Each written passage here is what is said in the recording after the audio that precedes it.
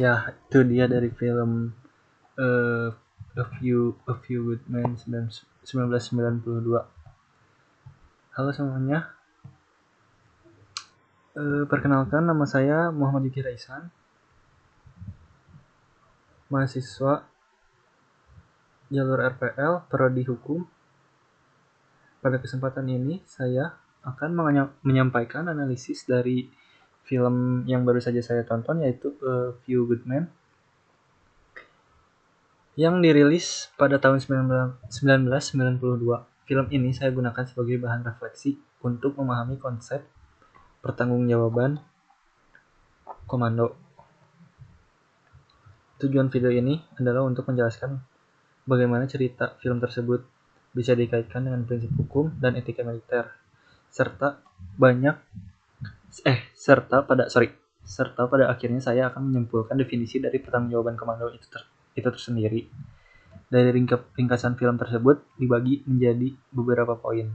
Yang pertama ada drama hukum militer, disutradarai oleh Robert Reiner. Yang tokoh utamanya termasuk di poin kedua ada Daniel Keith, Joanne Galway, dan Cole Jessup. Di poin ketiga ada kasus yang dimana kematian Santiago akibat kode red. Dan poin keempat ada Dawson dan Downey yang diadili mengaku hanya melaksanakan perintah. Yang kelima ada terungkapnya Jessup memerintahkan kode red. Ceritanya bermula dari sebuah insiden di pangkalan militer Amerika Serikat di Guantanamo Bay, Kuba. Seorang marinir bernama Santiago ditemukan meninggal dunia setelah mengalami kekerasan dari rekan-rekannya sesama marinir, yaitu Dawson dan Downey.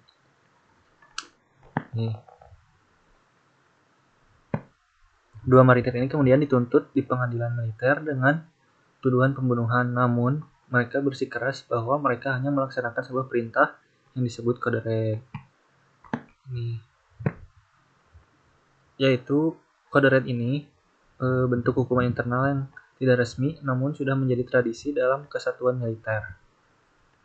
Konflik utama yang ada di film ini muncul ketika tim pembela mencoba membuktikan bahwa perintah tersebut sebenarnya datang dari atasan, yaitu Kolonel Jessup yang memerintahkan kode red tersebut.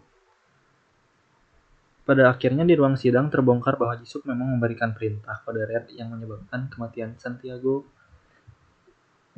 Di film ini juga terkenal sekali dengan kalimat ikonik Jessup di ruang sidang, "You can handle the truth," yang menjadi titik balik pengungkapan kebenarannya. Saya lupa di menit keberapa. Kita lanjut ke penjelasan dan pertanggungjawaban komandonya. Di poin pertama ada definisi, poin kedua prinsip hukuman yang menempatkan seorang atasan atau komandan bertanggung jawab atas tindakan bawahannya, terutama bila ia memberi perintah yang melanggar hukum atau membiarkan pelanggaran terjadi. Nah, dari cerita tadi kita bisa masuk ke konsep yang menjadi inti analisis, yaitu pertanggungjawaban komando.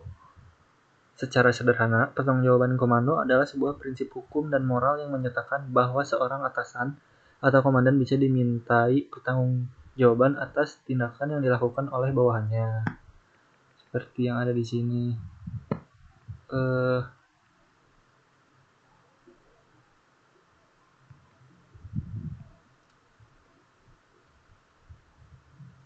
Dalam hukum militer internasional, konsep ini memiliki 3 unsur penting. Adanya hubungan atasan dan bawahan, artinya ada struktur komando yang jelas di mana bawahan tunduk pada otoritas komandan. Komandan tahu atau seharusnya tahu bahwa bawahannya melakukan pelanggaran, jadi tidak bisa ada alasan pura-pura tidak tahu. Komandan gagal mencegah atau menghukum pelanggaran tersebut. Kalau komandan membiarkan, berarti dia ikut bertanggung jawab. Konsep ini tidak hanya berlaku di dunia militer Amerika, tapi juga di hukum internasional, terutama dalam kasus kejahatan perang. Misalnya, seorang jenderal bisa diadili bukan karena dia sendiri yang menembak, tapi karena dia memberi perintah atau membiarkan pasukannya melakukan kejahatan. Dari film tersebut ada beberapa analisis dari unsur-unsur pertanggungjawaban komando. Yang ke-1 ada hubungan atasan bawahan. Ya, jadi hubungan atasan bawahan itu yang sebelumnya saya jelaskan sebenarnya. Kita lanjut ke analisis. Dari film A Few Good Men, saya sudah menganalisis ada beberapa poin, 1, 2, 3, 4, 5, ada 5 poin. Yang poin pertama itu Dawson dan Downey bawahan yang patuh pada perintah. Kalau dihubungkan lagi ke filmnya, dengan prinsip tadi terlihat jelas bahwa kasus Dawson dan Downey adalah contoh nyata dilema pertanggungjawaban komando. Yang pertama, mereka adalah bawahan langsung dalam struktur militer, jadi unsur hubungan atasan bawahan terpenuhi. Yang kedua, mereka bertindak berdasarkan perintah kode red yang mereka yakini datang dari atas dalam sistem militer. Perintah atasan biasanya dianggap wajib dilaksanakan. Yang ketiga, ternyata memang Kolonel Jessup sendiri yang memberikan perintah tersebut. Dengan demikian, ketika Santiago meninggal akibat kode red, tanggung jawab tidak bisa hanya dibebankan kepada Dawson dan Downey. Jessup sebagai komandan justru yang paling bertanggung jawab karena dialah sumber perintah yang salah. Namun film ini juga menunjukkan dilema moral bawahan memang punya kewajiban melaksanakan perintah, tetapi kalau perintah itu jelas-jelas melanggar hukum atau membahayakan nyawa, mereka seharusnya berani menolak. Jadi ada irisan tanggung jawab antara komandan dan bawahan, walaupun tanggung jawab utama tetap ada pada komandan. Kesimpulannya,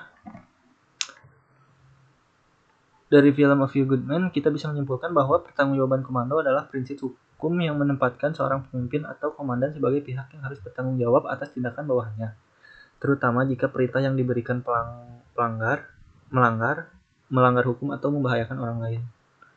Ini di poin pertama. Poin keduanya, film menggambarkan bahwa kekuasaan selalu disertai tanggung jawab, yaitu prinsip ini menegaskan bahwa kekuasaan dan wewenang selalu disertai tanggung jawab. Komandan tidak bisa berlindung di balik bawahannya, dan bawahan juga perlu menyadari bahwa mereka tidak boleh membabi buta melaksanakan perintah yang salah. Yang ketiga, ada bawahan juga punya kewajiban moral menolak perintah yang salah.